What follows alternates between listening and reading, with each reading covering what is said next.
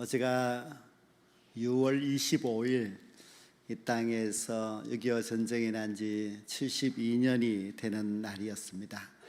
6.25 전쟁에서는 우리 남한만 하더라도 55만 명의 사상자가 나왔고, 북한 쪽은 그보다도 한 3배 정도 많은 사람들이 죽고 하였습니다. 다시는 이런 전쟁이 이 땅에 일어나지 않도록 우리가 더 많이 기도하고 또 더 우리가 좀 조심하고 그렇게 해야 될 것 같습니다. 제가 6월이 되면서 전쟁의 이야기를 이제 몇 번 말씀을 드렸습니다. 성경에 나오는 그런 전쟁의 모든 이야기들도 가만히 보면은 참 무자비하고 또 처참한 그런 일들이 너무너무 많습니다. 이스라엘의 예루살렘도 2번 크게 함락이 되었습니다. 첫 번째 함락이 언제였는지 제가 지난 주일날 말씀을 드렸는데요, 처음에 아수르 군대가 와서 예루살렘을 함락시키려고 했지요. 18만 5천 명이나 되는 대군이 예루살렘을 포위하고 공격을 하였을 때에 히스기야 왕이 하나님의 성전에 올라가서 하나님 앞에 기도함으로써 그 18만 5천 명이 하나님이 치셔서 이제 전쟁에서 승리하게 됩니다. 이렇게 예루살렘은 아수르로부터 이기고 보호함을 이제 받았습니다. 하지만 예루살렘은 바벨론 제국에게 멸망을 당하고 맙니다. 남유다의 마지막 왕 시드기야 왕이 무려 1년 반 동안 이 바벨론 제국과 싸웠지만 역부족이었고, 화가 난 바벨론 군대는 예루살렘에 들어와서 예루살렘 성을 다 무너뜨리고, 그리고 예루살렘 성전을 파괴하고 성전에 있는 기물도 빼앗아가고 예루살렘에 있는 사람들을 죽이고 건강한 사람들은 다 붙잡아서 바벨론으로 포로로 끌고 갔습니다. 그때 그 처참함을 예레미야 선지자가 고백하였는데요, 정말 이루 말로 표현할 수가 없었습니다. 예레미야는 자기의 간이 땅바닥에 쏟아짐같이 그렇게 고통스럽다고 하였습니다. 그런데 이렇게 예루살렘을 함락시킨 바벨론이 오래가지를 못했습니다. 페르시아 제국이 나타나서 바벨론 제국을 무너뜨렸습니다. 정말 기적과 같은 감사한 일이 일어났는데요, 이 페르시아 제국이 이 유대 백성들에게 고국으로 돌아가서 다시 성전을 건축하고 또 성벽을 재건하고 그렇게 잘 살아라고 보내줄 뿐만 아니라 또 물질까지도 후원을 해주고 그렇게 하였습니다. 그래서 페르시아 제국 때에 이 유다 나라가 포로에서 다시 돌아와서 다시 재건하고 그렇게 하겠다는 이야기가 이제 구약 성경 마지막 부분에 그렇게 나옵니다. 그래서 구약 성경에는 페르시아 이야기를 끝으로 더 이상의 기록은 없습니다. 그러면 그 후에 400년 동안 신약 성경이 되기까지 아무 일도 없고 세상은 온통 평화로웠느냐? 그렇지 않습니다. 우리 인간의 욕망이 가득한 이 땅에, 죄악이 많은 이 땅에 항상 전쟁이 있었습니다. 그 페르시아 제국을 무너뜨린 새로운 제국이 나타나는데 그것이 바로 알렉산더 대왕의 헬라 제국입니다. 알렉산더는 젊은 사람으로서 전쟁을 좋아하고 이 페르시아 제국 영토 전체를 점령을 하였습니다. 근데 그는 오래 살지 못하고 죽었고 그의 신하들이 나라를 나누어서 통치하고 있었습니다. 이스라엘은 페르시아 제국 때에 정말 많은 고난을 당합니다. 그들은 성전도 있었고 그리고 예배도 드릴 수 있고 하지만은, 그러나 페르시아 제국이 얼마나 박해를 했는지 모릅니다. 그래서 예루살렘 성전 안에다가 우상을 세워놓고 또 예루살렘 성전 안에다가 돼지의 피로 성전을 더럽히고 하였습니다. 이때 신앙의 자유를 지키기 위하여서 독립운동도 일으키고 그 신앙을 위하여서 얼마나 열심히 싸웠는지 모릅니다. 그러나 싸운 만큼 그만큼 유다인들은 많은 고난의 시간들을 보냅니다. 이렇게 나라를 잃게 되면은 많은 고난을 겪을 수밖에 없고, 또 억압받는 민족이 신앙의 생활을 제대로 한다고 하는 것은 결코 쉬운 일이 아니었습니다. 그런데 그 헬라 제국도 서서히 이제 기울기 시작하였고 새로운 제국이 등장하였는데, 그 제국이 바로 로마 제국입니다. 로마 제국이 점점 그 서쪽에서 동쪽으로 이제 올 때에, 그 당시 이 유다 나라를 다스리고 있는 총독이 있었는데 그의 이름이 안티파터입니다. 이 안티파터라는 사람은 에돔 사람이고 유대인이 아닙니다. 근데 그가 유대교로 개종을 하여서 그 지역의 총독으로 일하고 있었는데, 가만히 눈치를 보니까 이제 헬라 제국은 기울어지고 있고 로마 제국이 새롭게 등극할 것을 알아차리고, 이 안티파터가 그 당시 로마의 장군 폼페이우스에게 협상을 제의합니다. 그래서 이 나라를 당신에게 다 바칠 테니까 자기를 인정해달라. 그래서 로마에까지 가서 인정을 받고 그가 이제 총독이 아니라 유대 나라 전체를 다스리는 왕이 되었습니다.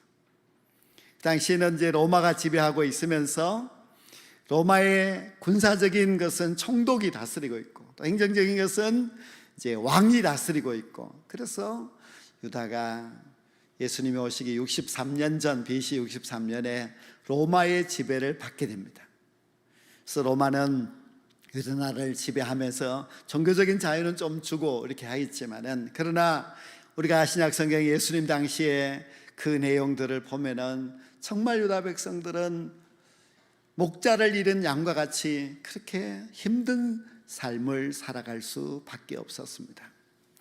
이 안티파터는 이제 누군가 하면은 우리가 신약 성경에 보면은 헤롯 왕이라고 나오는데요, 그 헤롯 왕의 아버지입니다. 워낙 정치술이 뛰어나고 또 돈도 많고 하여서 자기가 왕이 되고 자기 아들, 손자, 뭐 증손자까지 그렇게 유대의 왕이 되면서 오랫동안 이제 부와 그리고 권력을 누리는 그런 자가 되었습니다. 그리고 이 헤롯 왕은 유대인들의 환심을 얻기 위하여서 예루살렘에 어마어마한 성전을 지었습니다. 그것이 예수님 당시에 세워져 있던 예루살렘 성전인데요, 그 성전은 가장 지금까지의 성전보다도 크게 그렇게 잘 웅장하게 지었습니다. 그런데 예루살렘이, 그 웅장한 예루살렘 성전이 이제 함락이 되게 됩니다. 그 내용은 예수님께서 예언을 하셨지요. 그러나 신약 성경에 기록은 없습니다만은 예루살렘이 함락되게 됩니다. AD 66년에 어떤 일이 있었는가 하면, 로마의 총독이 와서 보니까 예루살렘 성전에 돈이 너무 많아요. 그래서 그 돈을 강탈을 합니다. 그때 유대인들은 성전을 건드리는 것을 참을 수가 없어서 폭동이 일어나게 되었습니다. 그래서 유대인들은 성전을 지키기 위하여서, 신앙을 지키기 위하여서 목숨을 걸고 싸웠고, 로마 군대는 그 폭동을 일으킨 유대인들을 다 멸하기 위하여서 전쟁이 벌어지게 되는데, 그때 로마의 황제가 네로 황제입니다. 네로 황제는 티투스라고 하는 장군을 보내서 유대 예루살렘을 진멸하라, 그렇게 명령을 내렸습니다. 이 티투스 장군은 AD 70년에 예루살렘을 포위하고 5개월 만에 예루살렘을 함락시킵니다. 1차 함락은 바벨론에게 함락되었고, 그때도 예루살렘은 피바다가 되었습니다. 그러나 2차 함락은 1차와 비교할 수 없을 정도로 너무너무 무서운 일을 당했습니다. 그때 유월절을 지키기 위해서 많은 유대인들이 예루살렘에 와 있을 때에 이 전쟁이 일어나서 예루살렘 안에서 100만 명이 죽었습니다. 로마 군대가 예수님의 예언처럼 정말 돌 위에 돌 하나도 남김없이 무너뜨리고 사람들을 죽이고 불지르고 성전의 모든 보물들을 다 빼앗아 갔습니다. 정말 예루살렘은 처참한 지경에 이르게 되었고, 그리고 로마 제국은 유대인들을 그 땅에 살지 못하도록 추방시키고 하여서 나라 잃은 백성으로 2000년을 살아가게 됩니다. 1948년도 이스라엘이라는 이름으로 독립을 할 때까지 정말 2000년 동안 이스라엘 백성들은 전 세계에 흩어져서 너무너무 많은 고생을 하였습니다. 근데 우리가 복음서에 가만히 보면은요, 예수님이 빌라도 앞에서 재판을 받습니다. 빌라도가 볼 때 예수님은 죄가 없습니다. 그래서 풀어주려고 하지만은 유대인들은 계속해서 예수님을 십자가에 못 박으라 그렇게 외칩니다. 그때 빌라도가 말하기를 이 사람의 피에 대하여 나는 무죄하니 너희가 당하라고 했습니다. 그때 유대인들이 일제히 다 똑같이 이렇게 말합니다. 그 피를 우리와 우리 자손에게 돌릴지어다고 했습니다. 사람이 말을 좀 조심해서 해야 되는데요, 유대인들은 그때 그 피를 우리와 우리 자손에게 돌리라 하였기 때문에 정말 유대인들은 그때부터 정말 많은 피를 흘리게 됩니다. AD 70년 예루살렘 함락 때도 100만 명 이상 사람들이 죽었을 뿐만 아니라 흩어진 유대인들이 전 세계에서 얼마나 고생했습니까? 2차 세계대전 때 독일에게 600만 명의 유대인들이 죽습니다. 우리가 예수님의 그 십자가에 못 박은 그 유대인들의 죄가 얼마나 큰 처벌이 있었는가 하는 것을 잘 알 수가 있습니다. 이렇게 유대인과 그리고 로마 제국과의 싸움은 유대인이 완전히 패하고 유대인들이 정말 망하게 되었고 예루살렘은 황폐하게 되고 그랬습니다. 그 다음 전쟁은 누구와 전쟁인가 하면은 로마 제국과 기독교와의 전쟁입니다. 이 전쟁은 물론 칼과 창으로 싸우는 그런 전쟁이 아니고, 기독교인들은 복음을 전파하고 로마 제국은 기독교인들을 박해하고 이런 전쟁이 시작이 되었습니다. 이 전쟁의 시작이 바로 네로 황제 때 시작이 되었다고 할 수 있습니다. 네로 황제는 로마 시내를 불사른 적이 있었는데요, 그것을 기독교인들에게 다 죄를 뒤집어 씌우고 기독교인들 대대적으로 잡았습니다. 네로 황제는 좀 이상한 성격을 갖고 있어서 사람들에게 뭔가 이렇게 보여주는 과시를 좋아해서 원형 경기장에 기독교인들을 잡아놓고, 그리고 맹수의 밥이 되게 하고 십자가에 매달아서 죽이고, 로마 시가지에 기독교인을 나무에 달아놓고 불을 질러서 밤에 가로등처럼 그렇게 사용하고 하였습니다. 그때 기독교인들은 정말 말할 수 없이 많은 탄압을 받았습니다. 그때 기독교 지도자 200여 명이 순교를 하였는데요, 그 중에서 베드로 사도, 바울 사도들이 다 그때 죽었습니다. 예수 믿는다고 하는 것이 얼마나 힘들었는지 모릅니다. 예수 믿는다고 하면은 잡혀가서 고문당하고 감옥 살고 그리고 죽어야만 하는 그런 순교의 시대가 시작이 되었습니다. 오늘 이 본문 말씀에 또 보면은 36절에 또 어떤 이들은 조롱과 채찍질 뿐 아니라 결박과 옥에 갇히는 시련도 받았으며, 또 30절에 보면 돌에 쳐서 죽이고 톱으로 켜서 죽이고 칼로도 죽이고 하였습니다. 그들이 유리하는데 광야와 산과 동굴과 토굴에 유리하였다고 했습니다. 이 궁핍과 환난이 계속되었습니다. 우리가 커버드 이스라엘과 하는 영화를 보면은 그 네로 황제 시대에 기독교인들의 박해받는 모습을 똑똑히 알 수가 있습니다. 그 당시에 잠깐 동안 박해가 있고 끝난 것이 아니라 로마 제국의 기독교 박해는 조직적이고 지속적으로 계속되었습니다. 로마 제국이라고 하는 그 엄청난 힘을 가지고 기독교를 미워하기 시작하고 기독교를 박해하였습니다. 그리고 그 박해가 몇 년 동안이 아니라 무려 250년 동안이나 계속되었습니다. 로마시 외곽에 카타콤이라고 하는 지하 동굴이 있는데 거기서 태어나서 거기서 자라서 거기서 죽는 사람들도 많았습니다. 정말 기독교는 그 무시무시한 단합에서 마치 잠시 피었다가 꺼져버리는 그런 불과 같을 수도 있었지만은, 그러나 그 복음의 불길은 꺼지지 아니하고 점점 더 확산되어 나아갔습니다. 로마 황제 가운데서 디오클레티아누스라고 하는 황제가 아주 최고로 강하게 박해를 했습니다. 이 황제는 모든 십자가, 성경 다 몰수하고 교회의 재산 다 몰수하였습니다. 기독교인들에게는 법적인 보호를 전혀 받지 못하도록 하였을 뿐만 아니라 믿는다고 하는 사람들을 다 끌고 가서 그 로마의 우상 앞에 가서 단체로 절을 하게 만들었고, 그 말을 듣지 않는 사람들은 무자비하게 다 죽였습니다. 그런데 가장 어두운 밤이 되면은 이제 곧 새벽이 가깝다고 하는 말처럼 이 디오클레티아누스 황제의 그 무시무시한 박해 시대가 끝이 나면서 이제 기독교가 서서히 아침 밝음이 찾아왔습니다. 그 다음 황제가 콘스탄티누스 황제인데, 그 황제가 기독교를 313년에 공인을 해 주었습니다.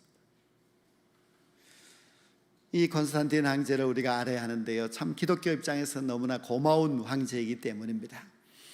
그 황제는 이제 영국에서 태어났습니다. 그 아버지가 로마의 군인이었었는데 영국에 왔다가 영국의 여인과 사랑하여서 거기서 콘스탄티누스가 태어났습니다. 그러나 그 아버지는 로마로부터 이제 부름을 받고 가버리고 버림을 받았습니다. 그 아버지는 로마로 돌아가서 로마 황제의 사위가 되었습니다. 세월이 많이 지난 후에 그 아버지가 어머니와 그리고 콘스탄틴을 로마로 오게 하였어요. 콘스탄틴에게 이제 군사적인 훈련을 시키고 나중에 같이 이제 전쟁에 나아가고 장군이 되었습니다. 그 아버지가 이제 로마의 황제가 되었는데 그만 이제 죽고 말았습니다. 근데 그 신하들이 콘스탄틴의 훌륭한 점을 보고 황제로 추대하게 됩니다. 그때 로마 제국이 워낙 커서 동과 서로 나누어져 있었는데, 그때 이 서쪽의 황제가 되자 동쪽의 황제가 그것을 인정할 수 없다 하여서 동로마 제국과 서로마 제국이 서로 전쟁을 하게 되었습니다.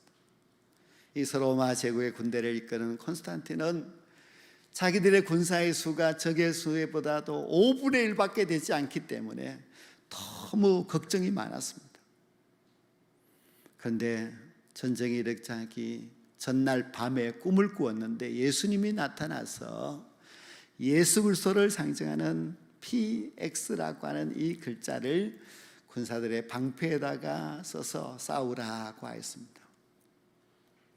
그리고 그 전쟁은 콘스탄틴 황제가 승리함으로 말미암아 이제 그가 황제가 되면서 기독교에 대한 생각이 달라졌습니다.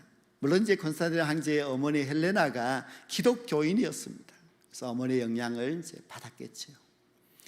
그래서 칙령을 내려서 이제 모든 교회의 재산은 다 돌려주라.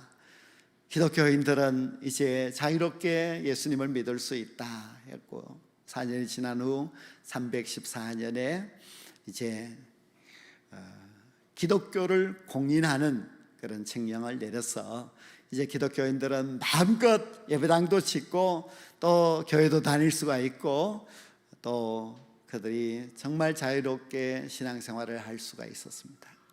근데 우리가 지금까지 이렇게 쭉 내용을 보면은요, 그런 평화가 저절로 오는 것이 아니라 치열한 싸움을 통하여서 그 평화, 자유가 온다는 것을 알 수가 있습니다. 기독교인이 250년 동안 이 로마의 박해와 싸우지 않았다면은 어찌 이런 평화의 날이 올 수가 있겠습니까? 기독교인들이 다 그 싸움에서 그만 다 지고 말았다면, 복음을 다 포기하고 신앙을 포기했다면 어떻게 기독교 공인이라고 하는 그런 날이 올 수가 있었겠습니까? 정말 평화는 싸움을 통하여서 차지하게 됩니다. 우리가 6.25 전쟁을 봐도 우리의 선조들이 얼마나 피 흘려 싸웠기에 지금의 평화의 나라가 되지 않았습니까? 우리 예수님께서 마지막 겟세마네 동산에서 정말 피 흘리기까지 열심히 기도합니다. 예수님은 자기가 십자가를 져야 한다고 하는 것이 너무 두려웠고 그 십자가가 너무 무서운 그런 일이었습니다. 그러나 주님은 그날 밤 이 영적인 싸움에서 승리하고 십자가를 지기로 결심을 합니다. 우리 예수님께서 그 싸움에서 십자가를 지셨기 때문에 우리에게 평화가 오게 된 것이고 우리에게 구원의 은혜가 임하게 되었습니다. 예수님의 십자가, 그것은 승리였고 그 승리가 있었기에 우리는 하나님과 화해되었고 그리고 하나님의 자녀가 되었습니다. 누군가가 싸우지 않으면 절대로 평화가 올 수 없습니다. 그러면 우리도 당연히 싸워야만 합니다. 우리가 싸우지 아니하고 어찌 평화를 얻을 수 있으며 싸우지 아니하고 우리가 어떻게 승리할 수가 있겠습니까? 우리는 지금도 영적인 싸움을 싸워야만 합니다.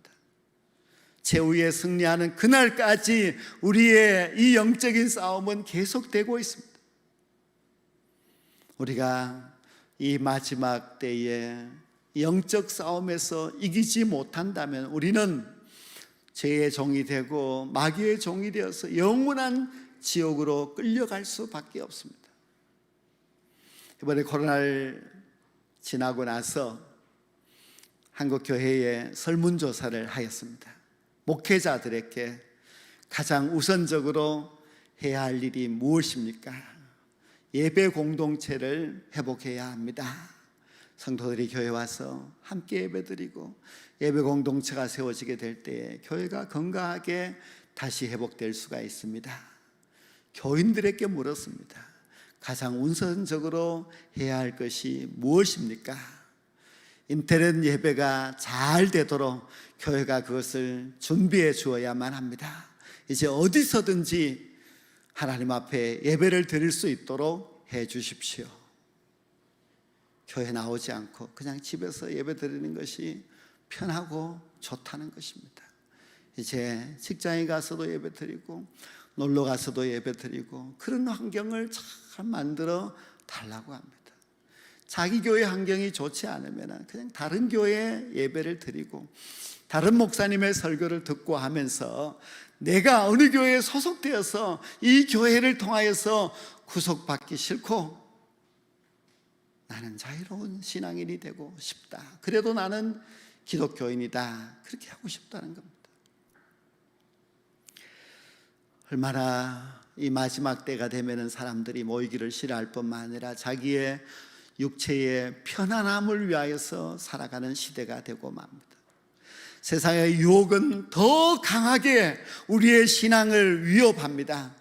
마지막 때가 되면 우리가 초대교회와 같은 그런 박해가 없다고 볼 수는 없습니다.